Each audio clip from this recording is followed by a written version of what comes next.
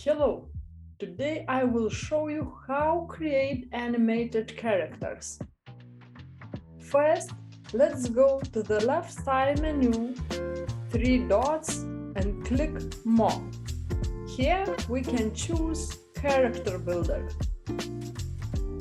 Now we can take anybody we like and choose face, head,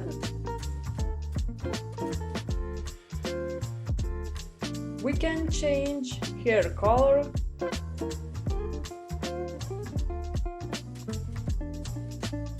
or look for more interesting color like this, and when it suits us, click Done. And here you go. We can resize it, rotate.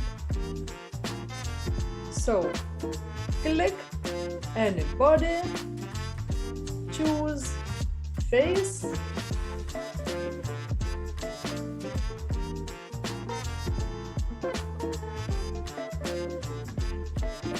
head, adjust skin tone, hair color, and click Done.